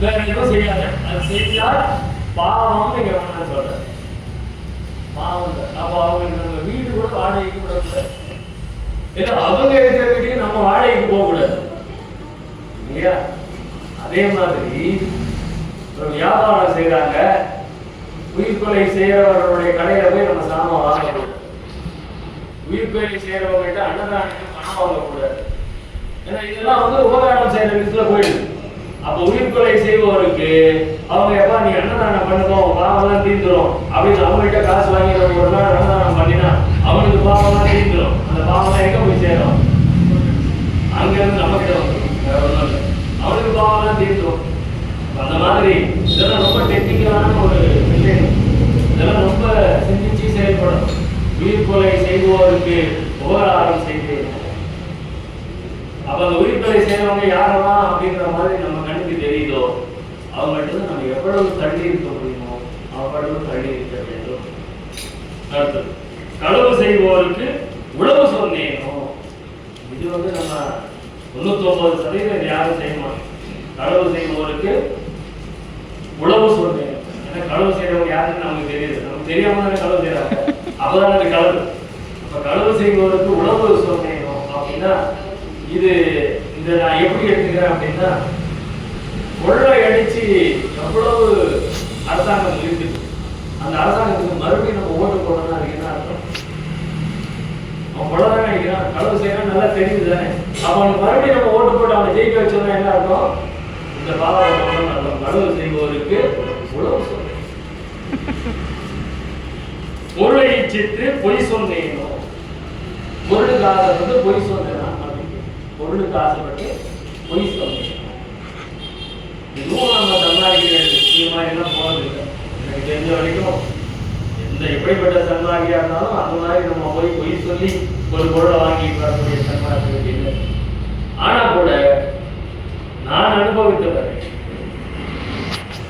இப்போ இந்த புத்தகத்தை இப்பெல்லாம் நிறைய வந்துருச்சு அப்பெல்லாம் நிறைய புத்தகங்கள் கிடைக்காத அல்பா புத்தகங்கள்லாம் சங்கத்துல அந்த புத்தகங்கள் காணாம இங்கதான் காணாம போயிருக்குதான் எனக்கு தெரியல நிறைய காணாம போயிருக்கு. அப்ப அவங்கெல்லாம் என்ன பண்றது பொருளுக்கு இச்சை செய்து அப்படி நம்ம சமாதானப்படுத்திக்கிறோம் திருடிட்டு போய் படிக்க பாவ செயல் இல்லையா? ஏன்னா இங்க நூல்கள் வந்து இங்க படி எடுத்து படி யார் வேண்டாம்னா இல்ல கேட்டு வாங்கிட்டு போ புத்தகத்தை அல்பா கொடுக்க மாட்டேன்னு யாராவது சங்கத்துல சொல்லுவாங்க சொல்ல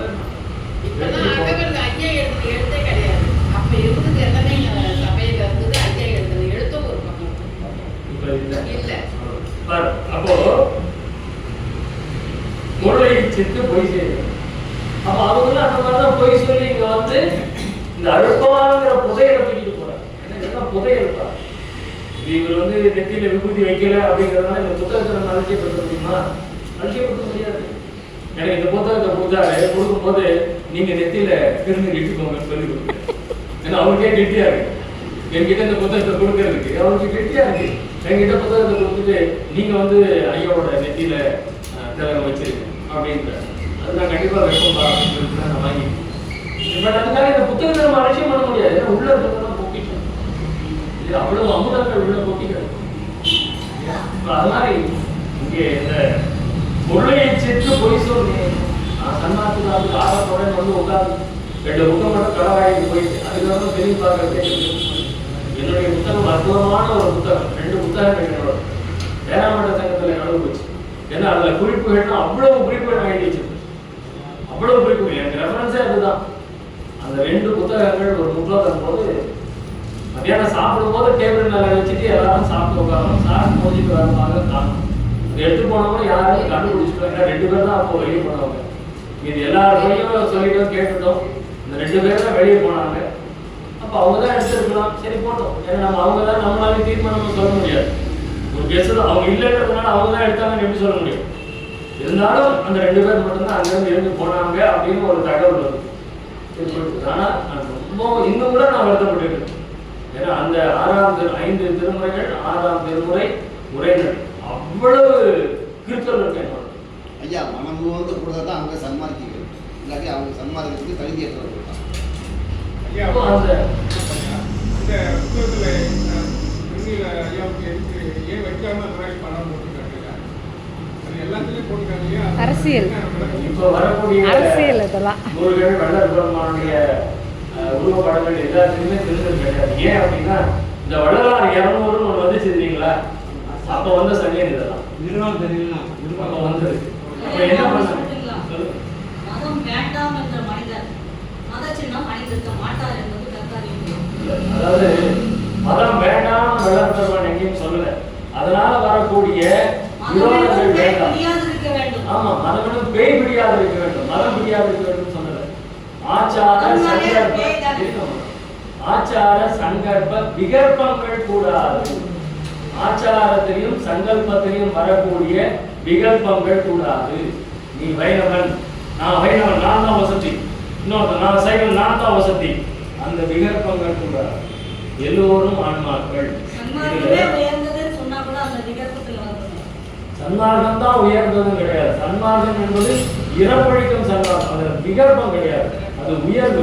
மற்றதை தாழ்த்தி பேசலையே இல்லையா? இப்போ இன்னொருத்தனை நீங்க தாழ்த்தி பேசக்கூடாது. என் சன்மார்க்கம் உயர்ந்தது தப்பே கிடையாது, தப்பே. என் சைவம் உயர்ந்தது தப்பே இல்லை, என் வைணவம் உயர்ந்தது தப்பே இல்லை, என் கிறிஸ்தவம் உயர்ந்தது தப்பே இல்லை, ஐயா தப்பே கிடையாது. என் மார்க்கமும் ஒன்றாமே இறப்பொழிக்கும் சன்மார்க்கம் தானே. சன்மார்க்கம் சன்மார்க்கம்ன்றது எல்லாத்துல இருக்கக்கூடிய நல்லதை எல்லாம் எடுத்து கொண்டாந்து வச்சிருக்கிறதுக்கு பேர் சன்மார்க்கம். சன்மார்க்கம் ஒரு கட்டம் கிடையாது. மற்ற மார்க்கத்துல உயிர் கொலையை தடுக்கிறார்கள், தடுப்பதில்லை. ஏன்? உயிர் கொலை அங்கே தடுக்கப்பட்டிருக்கிறது. அந்த மார்க்கத்திலே உயிர் கொலை தடுக்கப்பட்டிருக்கிறது. அந்த மார்க்கத்தை வளர்ப்பவர்கள் நம்ம மார்க்கத்தில் ஆள் சேரணும்னா இதை சொன்ன ஆள் சேர மாட்டான்னு அதை விட்டுறோம். வைணவத்தில் உயிர் கொலை, வைணவத்துல குறிப்பா வைணவ சைவ வைணவமே எடுத்துக்கோமே, மற்றதெல்லாம் வேண்டாம். சைவத்துல உயிர் கொலை தடுக்கப்படுகிறது, தடுக்கப்படுது. ஆனா எவ்வளவு சைவத்துல சைவத்தை கடைபிடிப்பவர்கள் எத்தனை பேர் சைவர்களாக இருக்கிறார்கள்?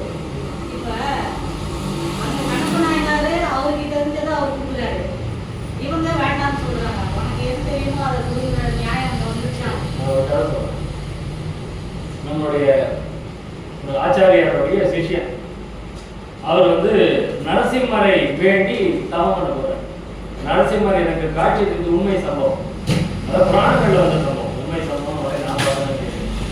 நரசிம்மரை பார்க்க வேண்டும் என்று தவம் செய்யறதுக்கு காட்டவும் தயார் போறார். அப்போது ஒரு வேடன் வந்துட்டு என்னையா பண்ண போறீங்க? இல்லை நான் நரசிம்மரை பார்க்கணும், அதுக்காக நான் விரதம் இருந்து தவம் செய்ய போகிறேன். நரசிம்மரை பார்க்கணும்னா நரசிம்மர் எப்படி இருப்பார் சொல்லி நான் கூட்டிட்டு வரலாம் கேட்கலாம். நரசிம்மர் எப்படி இருப்பார்? அவன் சிங்க முகத்தோடு இருப்பான். நரசிம்மரை பத்தி அவர் விளக்கம் கொடுத்தார். நீ கவலையப்படாது, நான் இந்த காட்டில் எந்த மூல முழுக்கிற நரசிம்மர் இருந்தாலும் நான் கூட்டிட்டு வரேன். அப்பா அதெல்லாம் முடியாதுப்பா, நரசிம்மர் அது எப்படி முடியாது? நீ சொல்லிட்டு இருக்க நரசிம்மர் எப்படி இருப்பாரு, நான் கூட்டிட்டு வரேன் அப்படின்னு சொல்லிட்டு வேடம் தலைவர்னா இவர் கணக்கு பண்ணிட்டு தவம் உட்காண்டார். வேடம் காட்டுல தேடும், ஒரு காடு 2 காடு எல்லா காடும் தேடலாம். சாப்பாடு உறக்கம் எல்லாம் போச்சு. அவங்க தேடிட்டே இருக்காங்க. நரசிம்மர் கண்டுபிடிக்க முடியும். நரசிம்மரை நம்மளால கண்டுபிடிக்க முடியல, இதுக்கு மேல நம்ம எதுக்காக உயிர் வாழணும் அப்படின்னு அவன் தற்கொலை செய்து கொள்ள தூண்டு. தற்கொலை செய்து போய் கழுத்து அறுக்கிறதுக்கு போறான். நரசிம்மரை காட்சி கொடுக்குறார். இவன் உடனே நரசிம்மர் வந்துட்டாரு, ஒரு கையில் போட்டு நரசிம்மரை காட்டான். கட்டி நரசிம்மரை தரத்தரன்னு நிறுத்திடுவான். நிறுத்திட்டு வந்து அந்த முனிவர்கிட்ட நிறுத்தி, முனிவரே நீங்க தவறு செஞ்சது போது நரசிம்மர் வந்துட்டாரு பாருங்க. அவர் கண்ணதாரன் பார்க்கறது அவருக்கு ஒண்ணுமே புரியல. என்னடா இது, நரசிம்மர் கூட்டிட்டு வந்து கட்டி போட்டு கூட்டிட்டு வந்து உட்கார்ந்து இருக்கிறாங்க, எப்படி இது சாத்தியம்? நரசிம்மா, இது எப்படி சாத்தியம்? நான் உனக்காக உன்னை பார்க்க வேண்டும் என்று விரதம் வந்து தவம் செய்து கொண்டிருக்கின்றேன். ஆனால் இந்த வேடன் அவனுக்கு நீ காட்சி கொடுத்து அவனுக்கு கட்டுப்பட்டு அந்த கயிற்றுக்கு அடிமைப்பட்டு இங்கு வந்து நிற்கின்றாயே, இது என்ன? நீ என்னை பார்க்க வேண்டும் என்று கண்ணை மூடிக்கொண்டு அமர்ந்திருந்தார்.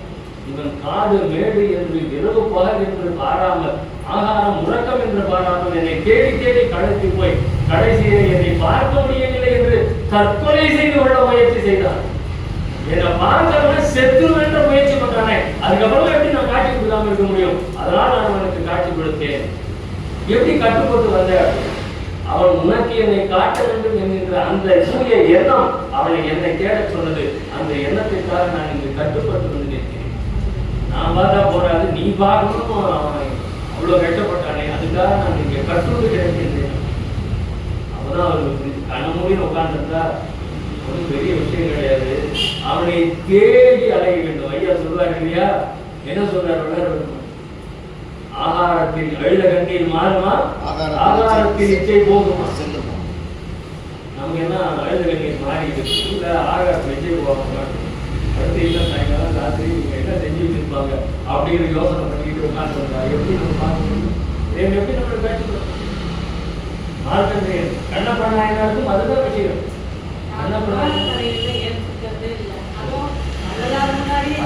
கருத்துக்களை ஏற்றுக்கொள்ள வேண்டும், தலை ஏற்றுக்கொள்ள வேண்டும், தலை ஏற்றுக்கொள்ளப்பட வேண்டும். கருத்து என்பார். பஞ்ச பாண்டவர்னா யாருங்க? இல்ல, அது எதற்காக சொல்லப்பட்டது? எதற்காக சொல்லப்பட்டது? அந்த கருத்தை எடுத்துக்கொள்ளுங்க. கதையே மார்க்கண்டேயர் அப்படின்னா மார்க்கண்டேயன் ஒருத்தன் இருந்தானா, அவன் இவன் கூட இருக்கிறானா, மார்க்கண்டேயனுக்கு 16 வயசு. அவன் எப்படி அந்த மரணத்தை ஜெயிச்சான்? அந்த கருத்து எடுக்கணும். எப்படி ஜெயிச்சான்? இருக்க பிடித்துக் கொண்டு என் பதத்தை இனி நான் பிடித்தோம், பாதம் பிடித்த கையால் வேறு தொடுக்கிறோம். அவன் சிறுவரமான கட்டி அணைச்சிட்டானா, இறைவனை நாம் அணைத்து போகிறோம் என்றால் அப்படின்னா நான் வேற அவன் வேற இல்லையா, ஆனதுக்கப்புறம் மரணம் வராது. அவ்வளவுதான் விஷயம். இங்க கருத்து அதுதான் சொல்லப்படுது. கருத்தை மட்டும் எடுத்துக்கொள்ள வேண்டும். ராமர் இருந்தாரா, கிருஷ்ணர் இருந்தாரா, ராமர் பாலம் கட்டினாரா, என்ன கருத்து அங்கே சொல்லப்படுது? கௌரவர்கள் யாரு? நம்மகிட்ட இருக்கக்கூடிய 1000 குறைகள், 100 குறைகள், அதான் கௌரவம். பஞ்சபாண்டவர் யாரு? நம்மளுடைய அந்த 5 இது ரெண்டுக்கும் தான் சண்டை. 5 பொறிகளுக்கும் நம்மளுடைய அதுக்கும் சண்டை. அந்த சண்டையில யார் ஜெயிக்கிறது? இதெல்லாம் அழியும். நம்மளுடைய கெட்ட குணங்கள் எல்லாம் அழிய வேண்டும். அழிந்தால் அவர் ஜெயிப்பார். இதுதான் கருத்து, இவ்வளவுதான் கதை. அது உள்ள போய் நம்ம நோட்ட வேண்டியதே கிடையாது. அது மாதிரி இந்த கருத்திலே அந்த கதையின் கரு என்ன? அந்த கரு எதற்காக சொல்லப்பட்டது? இறைவனை நாம் பக்தி செய்வதற்காக சொல்லப்பட்டது. கண்ணப்பநாயனார் என்ன பண்ணாரு? அவன் கண்ணை நோண்டானா இல்லையா? நம்ம நோண்டுவோமா? நடந்தது நடக்கல, அதை பத்தி எல்லாம் இல்லை. நம்ம நோண்டுவோமா? அவனுடைய எண்ணம் என்ன அப்படிங்கிறதுதான். ஒண்ணுமே ஒரே ஒரு எண்ணத்திலேயே நாங்கள் வந்து கண்ணப்பநாயனார் வந்து எடுக்கிறோம். ஒரு காட்டுக்கு போறான், வேலைக்கு போறான். அந்த இடத்துல ஒரு சிவலிங்கம் அங்கே இருக்கின்றது. இவனுக்கு மற்றவங்களுக்குலாம் என்ன தோணும்? நமக்கு என்ன தோணுவாங்க? அவனுக்கு என்ன தோணுச்சு? இந்த காட்டுல நீ தனியாக இருக்கல, நான் அவன் கூட துணைக்கு இருக்கிறேன், அங்கேயே இருந்தா வீட்டுக்கு போறேன். அவ்வளவுதான். இன்ஸ்டன்ட். அந்த நொடியில் அவன் எடுத்த முடிவு. அவன் வீடு வாசல் எல்லாத்தையும் அப்படியே விட்டான். உதறணும். இந்த காட்டை நீ அவனுக்கு வந்து அறிவில்லை, இறைவனுக்கு போய் துணை வேணுமா அப்படின்னு நம்ம பகுத்தறிவாங்க பேசக்கூடாது. இந்த காட்டில நீ தனியா இருக்கிற, நான் உனக்கு துணையா இருக்கிறேன் அப்படின்னு அவன் அப்படியே வீட்டுக்கு போகாம அங்கேயே உட்கார்ந்தான். அவ்வளவுதான். அது ஒரு விஷயம் நம்மளால பண்ண முடியுமா? பண்ண முடியலையே. வந்துட்டேயா, இந்த பாரதிய சங்கம் அற்புதமா நடக்கிறது, நான் இனிமே வீட்டுக்கு போறப்பா, நான் இங்கே இருந்து தொண்டு செய்கிறேன் அப்படின்னு உட்கார்ந்துருவேன். எப்போ பூஜை முடிஞ்சு அடுத்த கடைக்கு போய்க்கிறேன் இல்லையா? அது மாதிரி இங்கே பொருளை மார்க்கம்னா வழின்னு சொல்றோம். மார்க்கமா போங்க அப்படின்னு சொல்லி மார்க்கம் சன்மார்க்கம் சன்மார்க்கம் இல்லை. சமரச சுத்த சன்மாக சத்திய சங்கம். இந்த சன்மார்க்கம் அப்படிங்கிறது முன்னாடி சுத்தமும் ஐயா போடுறாரு. இல்லையா? பின்னாடி சங்கம்னு ஒன்று போட்டார். சரிங்களா? இப்போ சன்மார்க்கம் அப்படின்னு சொன்னாலும் அது 4வது மார்க்கம் சன்மார்க்கம், தாசமார்க்கம், அற்புதர மார்க்கம், சகமார்க்கம், சன்மார்க்கம். சரிங்களா? இந்த சங்கம்ன்றதுக்கு என்ன பொருள் அப்படின்னா 4வது மார்க்கத்தை அனுஷ்டிக்கின்ற கூட்டம் என்று கொள்கை அப்படிங்கிறது. அதாவது சன்மார்க்கத்தை அனுஷ்டிக்கின்ற என்ன கடைபிடிக்கின்ற, சன்மார்க்கத்தை கடைபிடிக்கின்ற கூட்டம் என்று கொள்கை. அப்ப அந்த சன்மார்க்கம்னா என்ன? உயர்ந்த மார்க்கம். என் மார்க்கம் இறப்பொழிக்கும் சன்மார்க்கம். மரணத்தை ஒழிக்கக்கூடிய மார்க்கம் அனைத்தும் சன்மார்க்கம். மரணத்தை ஒழிக்கக்கூடிய மார்க்கம் அனைத்தும் சன்மார்க்கம். நீங்க இது மட்டும்தான் சன்மார்க்கம் சொல்லக்கூடாது. ஆன்ற சன்மார்க்கம் அணிவர எனைத்தான் ஈகம் அளித்த இணையனே. ஆன்ற சன்மார்க்கம் என்ன? ஏற்கனவே இஸ்லாம சன்மார்க்கம் சொல்லுவாங்க, தெரியுமா உங்களுக்கு? இஸ்லாமை சன்மார்க்கம் என்றுதான் அவர்கள் சொல்லுவார்கள். அங்க அப்படிதான் இஸ்லாத்தை எடுத்து நல்லா உள்ள போட்டு பார்த்தீங்க அப்படின்னா அங்கே மரணமில்லா பெருவாழ்வு சொல்லப்படுகிறது. கிறிஸ்துவத்திலும் மரணமில்லா பெருவாழ்வு சொல்லப்படுகிறது. 2 மார்க்கத்திலும் உயிர் கொலை தடுக்கப்படுகிறது. உயிர் கொலை தடுக்கப்படுகிறது. அதே மாதிரி அன்னதானம் இஸ்லாத்தில் கட்டாயப்படுத்தப்படுகிறது. ஒவ்வொருவரும் அவருடைய வருமானத்தில் 2.5% அவன் சார்ந்த பள்ளிவாசலுக்கு தர வேண்டும். கட்டாயப்படுத்தப்படுது. ஏன்னா அவன் தனியாக தானம் பண்ண முடியாது. தானம் பண்ணா பண்ணு. அப்படி இல்லைன்னா உன்னுடைய வருமானத்தில் 2.5% எவ்வளோ வருமானமோ அவ்வளோ, அதிலே 2.5% நீ சார்ந்த பள்ளிவாசலுக்கு செலுத்து. அவங்க அந்த விஷயத்தெல்லாம் பண்ணிடுவோம். கட்டாயப்படுத்தப்பட்டிருக்கிறது. கேட்டு பாருங்க. அப்படி பண்ணாதான் உண்மையான இஸ்லாமியன் அல்ல. 2.5%. நான் ஒரு இஸ்லாமிய பெண்ணை திருமணம் செய்து கொண்டவன். என்னுடைய மாமனார் அவருடைய மொத்த வருவாயும் எடுத்துக்கொண்டு கால்குலேட்டர்ல 2.5% போட்டு அவருக்கு எவ்வளவு வருதோ 72 பைசான்னு வந்ததுன்னா 72 பைசாக்கு செக் கொடுத்துருவாங்க. இத்தனை ரூபாய் இத்தனை பைசான்னு 2.5%த்துல 1 பைசா கூட குறையாது. அது வந்து ஒரு வழக்கமாக கொண்டிருக்கேன். அப்பதான் அவர் சொல்லிதான் நான் கேள்விப்பட்டேன். அப்ப வந்து நீ 2.5% உன்னால எல்லாத்துக்கும் தானம் தர்மம் பண்ண முடியும்னா பண்ணு, உன்னால பண்ண முடியும்னா நீ சார்ந்த பள்ளிவாசல் பண்ணணும். அவளை பார்த்துக்கலாம். அப்படி விவகாரங்கள் வலியுறுத்தப்படுகிறது. பக்தி கிறிஸ்தவத்தில் வலியுறுத்தப்படுகிறது. எப்படி சொல்லுங்க? ஒவ்வொரு ஞாயிற்றுக்கிழமையும் குடும்பத்தோடு அவர்கள் செல்ல வேண்டும். நீங்க தனியா போய் உட்காந்தீங்கன்னா 4 நாள்ல உங்க வீட்டுக்கு ஆட்கள் வருவார்கள். கிறிஸ்தவர்கள் உங்க வீட்டுக்கு ஒரு முகலை வந்து பாராயணம் பண்ணுவாங்க. நீங்க ஒரு 2-3 வாரம் போகாம வந்து பாருங்க. ஏதாவது ஒரு கிறிஸ்தவர் 2-3 வாரம் அந்த சர்ச்சுக்கு போகல அப்படின்னா அந்த வாரம் அவர்களுடைய வீட்டில் சாயந்தரம் மாலையிலே அவர்களுடைய வீட்டில் வழிபாடு கண்டிப்பாக நடைபெறும். கண்டிப்பாக ஒன்றுமே நீங்க விரும்புவாங்க. அவங்களுக்கு எதுவுமே அந்த வீட்டுல இருந்து அவங்க எதுவுமே எடுக்க மாட்டாங்க. ஆனால் அங்கே வழிபாடு உங்களால் ஏதோ ஒரு காரணத்தினால வர முடியவில்லை. அதனால இயேசு கிறிஸ்து ஆண்டவர் எங்களை இங்கே வழிபாடு செய்வதற்கு அனுப்பி வைத்திருக்கிறார் அப்படின்னு சொல்லிட்டு அங்க உட்காந்து 1.5 மணி நேரம் 2 மணி நேரம் வழிபாடு பண்ணிட்டு ஏற்றி போயிட்டே இருக்கும். நீ ஏன் வரலன்னு ஒரு வார்த்தை கேட்கணும். பக்தி அங்கே வலியுறுத்தப்படுகிறது. குடும்பத்தோட வரணும், தனியா போகக்கூடாது. இது எல்லாம் எங்கிருந்து கற்றுக்கொண்டனர்? நம்ம இருந்து கற்றுக்கொண்டனர். 6 கால பூஜை யார் முதல்ல பண்ணது? இந்துசத்துல 6 கால பூஜை. அங்கிருந்து அவங்க எடுத்துட்டு போய் அது 6 கால பூஜைன்னு போட்டா தப்பாயிடுதுன்னு 5 முறை தொழுவதுன்னு ஆரம்பிச்சாங்க. 5 முறை ஆரம்பிச்சாங்க. எல்லாமே இங்கிருந்து இங்கு சொல்லப்படாதது வேறு எங்கும் சொல்லப்படவில்லை. அந்த அளவுக்கு எங்க எவ்வளவு டைவர்ட் ஆகி போய் இருப்பாரு. பொருளை இச்சித்து பொய் சொன்னேனோன்னு ஆரம்பிச்சது எங்க வரைக்கும் எடுத்துட்டு போது பாருங்க. அந்த மாதிரி அந்த பொருளை இச்சித்து பொய் செய்யும். ஒரு பொருளுக்கு ஆசைப்பட்டு அந்த பொருளை அடைவதற்காக நான் பொய் சொன்னேன்னா, சின்னதா ஒரு பேனாவை நம்ம எடுத்துக்கிறதுக்காக பொய் சொன்னா கூட அது நம்மளுடைய வினை பயன் பாவத்துல போய் நிற்குது. இந்த ஸ்கூல்ல தான் ஒரு பென்சில், அது என் பென்சில் தான் அப்படின்னு எடுத்து வச்சுக்கணும். நமக்கு அது பொய்யனும் தெரியாது, பாவமும் தெரியாது. ஆனா லிஸ்ட்ல கண்டிப்பா சேரும். அறியாமல் செய்த பாவமும் மன்னிச்சு விட மாட்டாங்க. ரெட் சிக்னல் தாண்டி போயிட்டீங்க, ஐயோ ரெட்டு போட்டா நிக்கணும் எனக்கு தெரியாதுன்னு சொன்னா விடுவாங்க போலீஸ்கார. ஆனா இங்க அறியாமல் அப்படிங்கிறது இங்க கிடையாது. அறிந்திருக்க வேண்டும். ஆசை காட்டி மோசம் செய்யணும். ஆசை காட்டி மோசம் செய்யணும். நம்மளையே உதாரணத்துக்கு இங்க வாங்க மரணங்களா பெருவாழ்வில் வாழ்ந்திடலாம் தங்கி புனைந்துறையை பொய்ப்புகையை சத்தியம் சொல்கின்றேன் வாங்க இங்க வாங்கன்னு கூப்பிட்டு உட்காந்து வச்சு நான் அன்னதானம் பண்றேன் காசு கொடுங்க வள்ளலாருக்கு நான் வந்து ஐம்பது சதவீதம் ரூபாய் காசு கொடுங்க இப்படி எல்லாம் நம்ம பண்ணி அவனை என்ன மரணங்களா பெருவாழ் வழிக்காக செலுத்தணும். அதுக்கு உண்டான வழி எதையுமே சொல்லிக் கொடுக்கவே இல்லை. அதுக்கு உண்டான வழி எதையுமே சொல்லிக் கொடுக்குறது. பாராயணம் பண்ணுவோம், அன்னதானம் பண்ணுவோம், தீபாராயணம் பண்ணுவோம், அனுப்பிச்சிடுவோம். அப்ப அதெல்லாம் இந்த பாவத்தில் வரும்னு சொல்ல வேண்டாம். ஆசை காட்டி மோசம் செய்யணும். அப்ப என்ன பண்ணணும்? இங்க வரவங்கள என்னெல்லாம் பண்ணணுமோ அதெல்லாம் பண்ணணும். நித்திய கர்மத்தை எடுத்து ஒரு பிரிண்ட் அவுட் எடுத்து முதல்ல கையில் கொடுக்கணும். இந்தாப்பா இதை படிச்சுப்பாரு, இந்த மாதிரி நடந்துக்கிறதுக்கு முயற்சி பண்ணுங்க.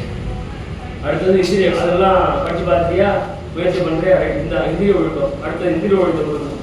அடுத்தவா முதல்ல கையில் கொடுக்கவே நாம முதல்ல 6ஆம் திருமுறை அகவல் எடுத்து கையில் கொடுத்துருவோம். படிப்போம். அகவல் படிச்சுன்னா எல்லாம் விளங்கிடும். என்ன வழங்க அவனுக்கு? முதல்ல நித்திய கர்மம் எடுத்து, அடுத்தது இந்திரிய ஒழுக்கம், அடுத்தது கர்ம ஒழுக்கம், அதுக்கப்புறமா உரைநடை நூல் எடுத்து கொடுக்கணும். உரைநடை நூல்ல மனுமுறை கண்ட வாசகம் வாசி, அப்புறமா ஜீவகாரணி ஒழுக்கம் வாசி.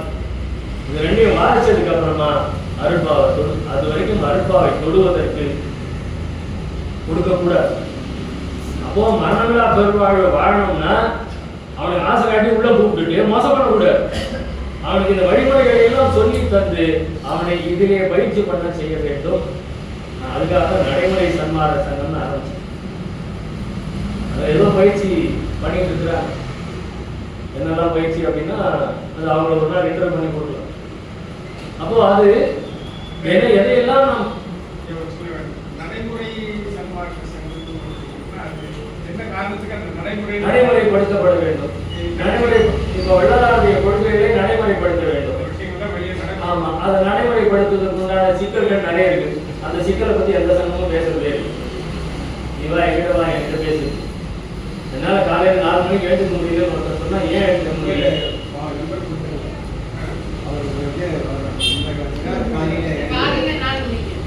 ஏன் எழுந்துக்க முடியல? அவங்களுக்கு என்ன பிரச்சனை? ஏன் எழுந்துக்க முடியல? எழுந்துக்கிறதுக்கு உண்டான வழி என்ன? இதெல்லாம் சொல்லிக் கொடுக்கணும். அப்பதான் அவங்களுக்கு அந்த வழி கிடைக்கும். 4 மணிக்கு எழுந்திரின்னு சொன்னா மட்டும் போதுமா? அப்போ அவங்க சாப்பிடுவாங்க. நான் இதெல்லாம் சாப்பிட்டு இருக்கேன்மா, முதல்ல நான் வயிற்றுல தான் கை வைப்பேன். இதெல்லாம் சாப்பிடக்கூடாது. எதையெல்லாம் சாப்பிடணும், எதெல்லாம் சாப்பிடக்கூடாது. நீ என்ன தீபா இதுவா ஜோதியா காட்டுறேன் இல்லை முடிச்சிடணும்.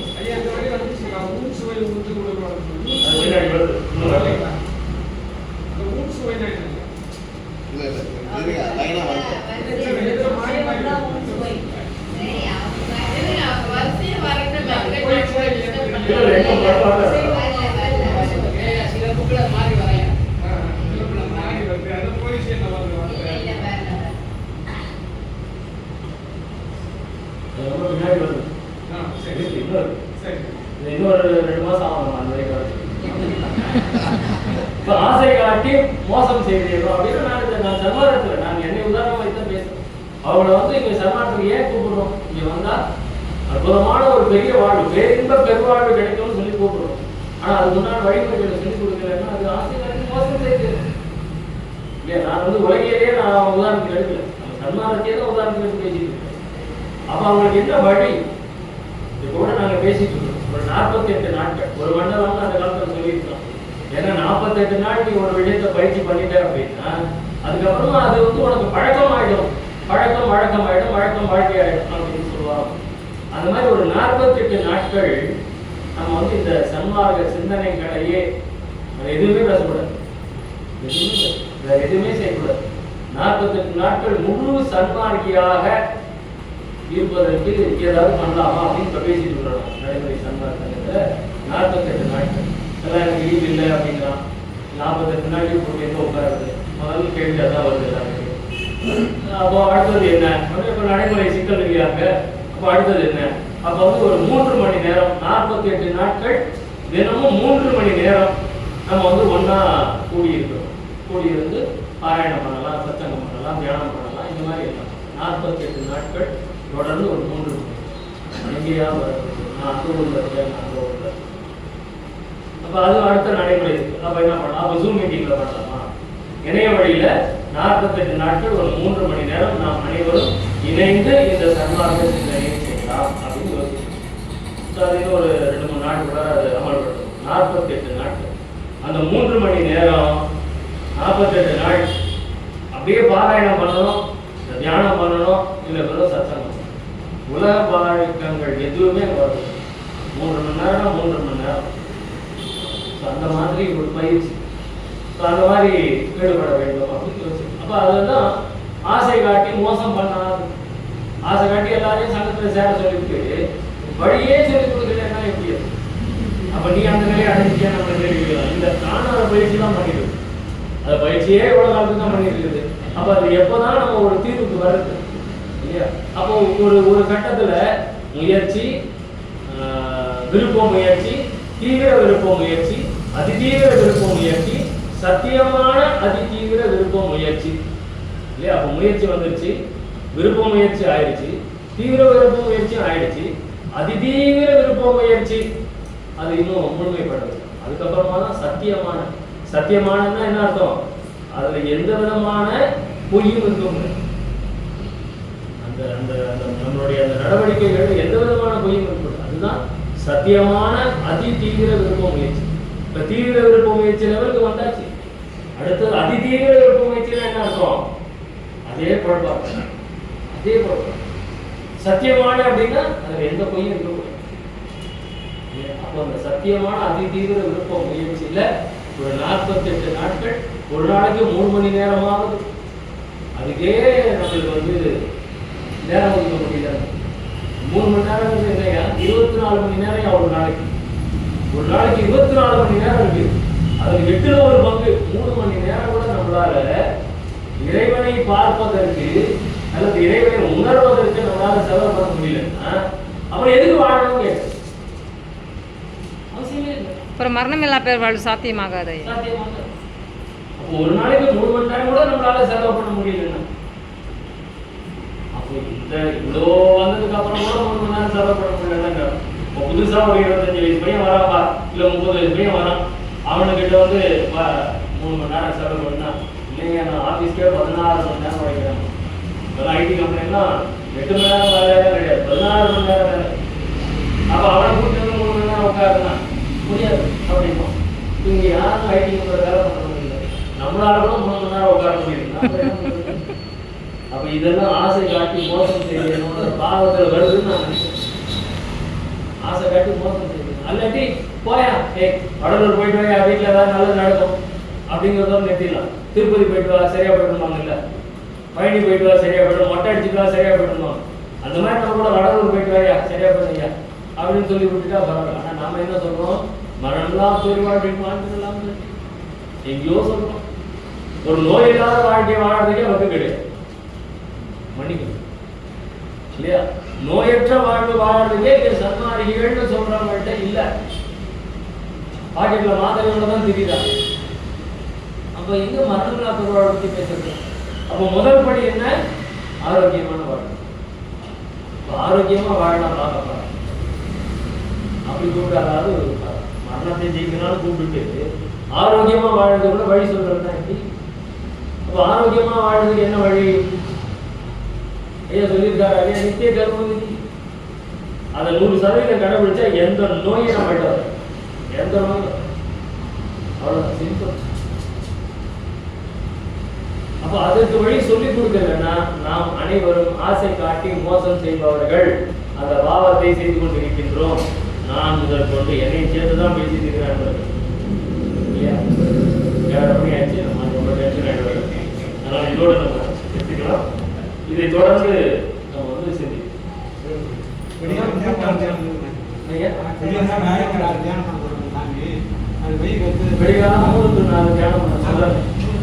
வள்ளல்கள் 4:30 to 6 மணி வரைக்கும் தியானம் பண்ணுவாங்க. அதுதான் பிரம்ம முகூர்த்தம். என்ன அப்படின்னா அமுத காற்று இந்த பூமியிலே அப்பொழுது அதிகமாக இருக்கும். அமுத காற்றுன்னா என்ன? ஆக்சிஜன். ஆக்சிஜன் அப்படின்னா இங்க CO2 இல்ல, CO3. ஆக்சிஜன் அப்படின்னு O3. அதாவது அமுத காற்று, தூய்மையான ஆக்சிஜன் காலையில் 4 to 6 மணி வரைக்கும் இந்த பிரபஞ்சத்தில் நிறைந்து கிடக்கும். அந்த நேரத்தில் நம்ம புலன்களை எல்லாம் அடக்கி நம்ம அமைதியாக நம்ம உட்கார்ந்துருந்தோம்னா அந்த ஆக்சிஜன் நமக்கு உள்ளார அதிகமாக ஏற்றுக்கொள்ளப்படும். ஸோ அதனால அந்த நேரத்தை தியானம் பண்ணால் ஆயுள் விருத்தி ஆகும். அப்பொழுது எல்லா விளக்கங்களும் நமக்கு உண்டாகும். ஏன்னா ஆக்சிஜன் நம்ம உயிர் வாழ்றதுக்கு எவ்வளோ முக்கியம். அவ்வளோதான். இந்த ஆக்சிஜனை நீ 4 to 6 மணி வரைக்கும் எடுத்துக்கணும் அப்படின்னா அப்போ 4:30 மணிக்கு பேப்பர் போடுறவன், பால் போடுறவன், பால் கறக்கிறவன் அத்தனை பேர் அந்த நேரத்தில் முடிச்சிருக்காங்க. அவனுக்கு கிடைக்குமா இல்லையா? அவனுக்கு கிடைக்காது. ஏன்? இந்த முயற்சியில் நன்முயற்சியில் இருப்பவர்களுக்கு தான் அந்த ஆக்சிஜன், தூய்மையான அந்த ஆக்சிஜனை நம்மளால பாதிக்க முடியும். அதை தான் உடம்பு ஏற்றுக்கணும். அதனால தான் அந்த 4 to 6 3 மணிக்கு முடிச்சுக்கணும். சரிங்களா? அதாவது அதி தீவிர முயற்சி இருப்பவர்கள் 3 மணிக்கு முடிச்சுக்கணும். அதை கொஞ்சம் தளர்த்தி 4 மணிக்கு முடிச்சுக்கணும். அதுக்கு மேலே இல்லை. 4 மணிக்கு அப்புறமா தூங்குறவன் யாரும் சன்மார்க்கி இல்லை. அவ்வளோதான், வேற ஒன்றுமே. 12 to 3 மணி வரைக்கும் தூங்குறவன் அதிதீவிர முயற்சி உள்ளவன். 12 மணிக்கு 4 மணி வரைக்கும் தூங்குறவன் சன்மார்க்கி. அதுக்கும் 12 மணிக்கு முன்னாடி தூங்கினாலும் சரி, 4 மணிக்கு அப்புறம் தூங்கினாலும் சரி, அவன் சன்மார்க்கி என்கின்ற அந்த வட்டத்திற்குள் வரவில்லை என்ற பொருள். அவனுக்கு மரணத்தை ஜெயிக்க முடியாது. ஆனால் 12 to 3 மணி வரைக்கும் கண்டிப்பாக தூங்க வேண்டும். அது ஒரு காலத்தில் நிற்கும். எப்போ? 1 மணி நேரம் உறக்கம்ன்றார். 12 to 3 மணி வரைக்கும் சாதாரண நம்மளுக்குலாம் சொல்லிட்டு, அதுக்கப்புறமா ஒருவன் 1 மணி நேரம் உறக்கப்படுவானே ஆனால் அவன் 1000 வருடம் ஜீவித்திருப்பான். ஒரு நாளைக்கு 1 மணி நேரம் மட்டும் தூங்குறவனுக்கு ஆயுசு 1000. அது இதை அகப்பொருளாக சொன்னா, ஒருவன் ஒரு நாளைக்கு 1 மணி நேரம் தியானம் தவம் செய்வானே ஆனால் அவன் 1000 வருடம் ஜீவித்திருப்பான். ஏன்னா உறங்குவானே ஆனால் அப்படிங்கிறது துரியத்துக்கும் நம்ம எடுத்து போய் காட்டலாம். அப்போ 1 மணி நேரம் துரியத்தில் யார் இருக்காங்களோ, 1 மணி நேரம் கண்ண மூடி உட்கார்ந்து இருக்கிறது கணக்கு இல்லை. 1 மணி நேரம் மனம் செயல்படாமல் அமர்ந்திருப்பது தான். அப்போ ஒரு நாளைக்கு 1 மணி நேரம் மனம் செயல்படாது இருந்தால் அவன் 1000 வருடம் உயிரோடு இருப்பான் அப்படிங்கிறார். அந்த மாதிரி சுத்த சன்மார்க்கத்தில் நிறைய விதிமுறைகள், கட்டளைகள், ஆச்சாரங்கள் நிறைய இருக்குது. நம்ம தான் இங்கெல்லாம் நடந்தே வரக்கூடாது. வள்ளல் பெருமான் இருக்கிறாங்க, எப்படி வரணும்? ஒட்டிக்காலிட்டு கொண்டு வர வேண்டும். நாம நடந்து வர்றது என்ன, சேர்ல உட்கார்ந்து இருக்கிறது என்ன, கால் போட்டு இல்லையா? நிறைய ஆச்சாரங்கள் சன்மார்க்கத்தில் மற்ற மார்க்கத்தை விட சன்மார்க்கத்தில் தான் ஆச்சாரம் அதிகம். ஆச்சாரம் அதிகம். புத்தகத்தில் ஷூ போட்டே விட போகலாம், கேட்பாரே கிடையாது. ஆனா நம்ம சன்மார்க்கத்தில் நடந்தே போகக்கூடாது. ஞான சபையில நடக்கக்கூடாதுங்கிறாரு. முட்டிக்கால் இட்டுக்கொண்டு செல்ல வேண்டும் அப்படிங்கிறார். ஆச்சாரம் ரொம்ப ஜாஸ்தி இல்லையா? இந்த மாதிரி ஆடைகள்லாம் நம்ம அடிக்கவே கூடாது இல்லையா? ஒரு நாளைக்கு ஒருத்தருக்கு எத்தனை ஆடைகள் தேவை? 2 இருந்தால் போதும். அதிகபட்சம் 3 இருந்தால் போதும். ஒன்று உடுத்துறதுக்கு, ஒன்று காய வைக்கிறதுக்கு, இன்னொன்று சரியா காய வேணும் என்ன பண்றது அதுக்காக. அப்போ 3 ஆடைகள். எத்தனை பேர்கிட்ட 3 ஆடைகள் இருக்கு? என்கிட்ட கூட இல்லை, என்கிட்ட கூட நிறைய. அப்போ என்ன அர்த்தம்? நாம் மரணத்தை நோக்கி பயணித்துக் கொண்டு இருக்கிறோம், மரணத்தை எதிர்த்து பயணிப்பது இல்லை. நன்றி, வணக்கம்.